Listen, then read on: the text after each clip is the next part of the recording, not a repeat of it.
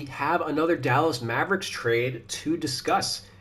They acquire Caleb Martin from the 76ers in exchange for Quentin Grimes and a second round pick. Just a quick reminder to hit that subscribe button so you don't miss out on any trade breakdowns during this deadline period. I am going to be going over them all. The groupthink on this is that Quentin Grimes is both younger and better than Caleb Martin, so why would Dallas do this trade? I'm going to break that down. It's a little bit more 50-50, I think. I think both teams come out good, at least in terms of what their overall direction is. Quentin Grimes, he's 24 years old, having a career season. In 12 games as a starter, averaging 14 points, 5 rebounds, 3 assists, with a 63 true shooting percentage, 20% usage rate, overall 49% from the field and 40% from three, so very efficient.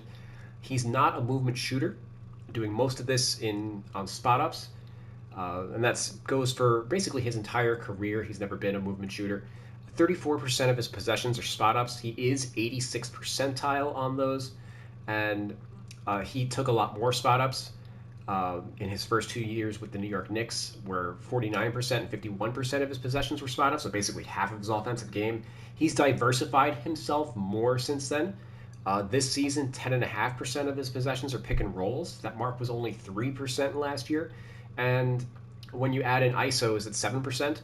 17% of his possessions are on the ball. So when you do the math, 34% versus 49 to 51, that's where that 17% difference came from. So he is doing more on the ball. Overall, just a solid 3 and D player.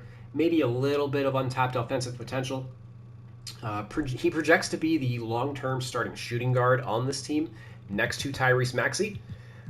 Note that they are similar in age, so pretty good pairing. The Sixers have had to start Eric Gordon, who's 35 years old, at the two guard of late, and Jared McCain.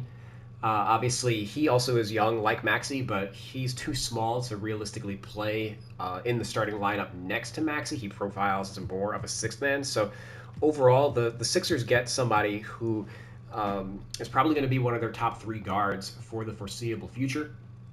He is a pending restricted free agent, which is why Dallas is making this move. Grimes is only making $4.3 million this year, but he's due for a huge raise. His next contract will be larger than what Caleb Martin is making now.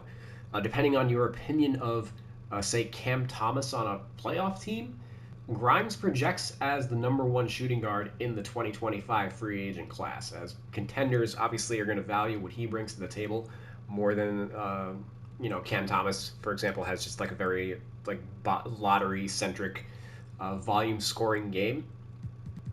So I think the Sixers are very happy to make this trade. We just don't know what it's going to cost them in the long term on the free agent market. Caleb Martin, on the other hand, 29 years old. He is cost controlled, unlike Grimes. 9 points per game this year. Well, actually, let me go over his numbers as a starter, since that's what I went over for Grimes. In 24 games as a starter, 10 points per game, 4 rebounds, 2 assists, so not quite the offensive output. 33 minutes per game, 55% true shooting, 14% usage, and his shooting splits 44% from the field, 40% from three, only 62% from the free throw line. For his career, 74% from the free throw line. Last year, 78%. So the free throws dragging down his true shooting a little bit. That just seems like an aberration to me.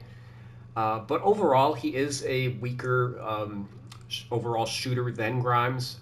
Similar spot up rate, 34% of his possessions are spot ups, but he's only 58th percentile on those. And he does do a little bit of creation off the dribble. 17% of his possessions are pick and rolls, 10% ISOs, so 27% total on ball, 3 possessions per 36 minutes.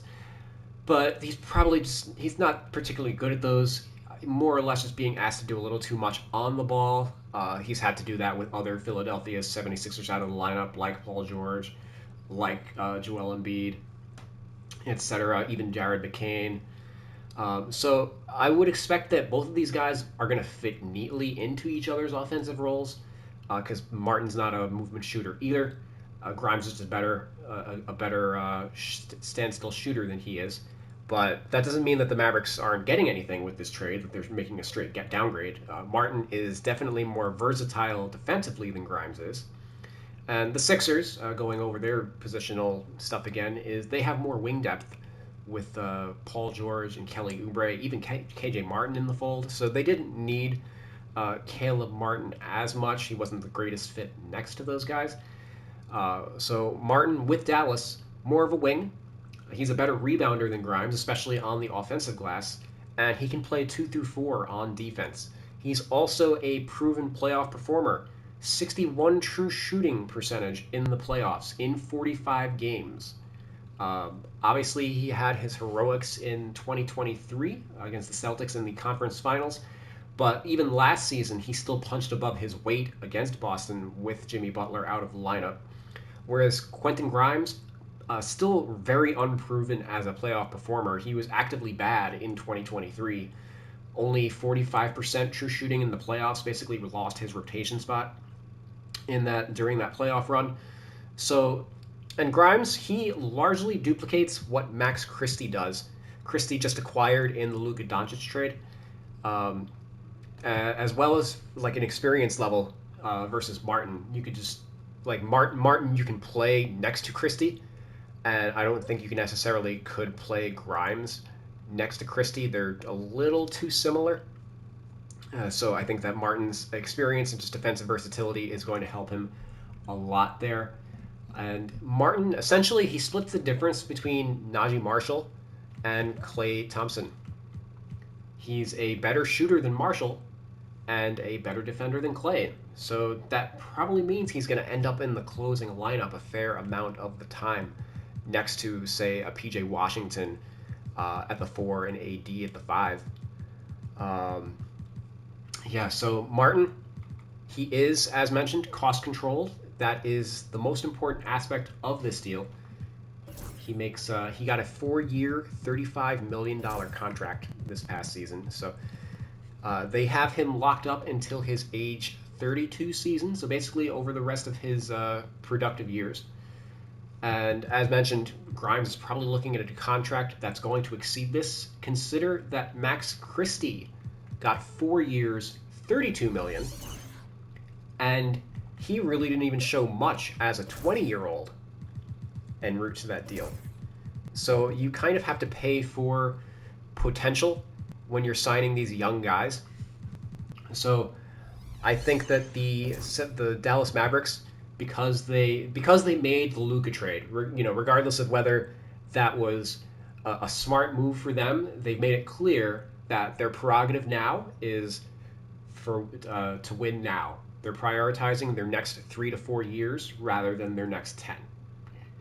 So, from that lens, bringing in Martin as a proven playoff player, as somebody who probably fits better with the core of this team, and is also cost controlled. He's going to be a better usage of their cap space and just overall cap. He only makes like 6% of their cap.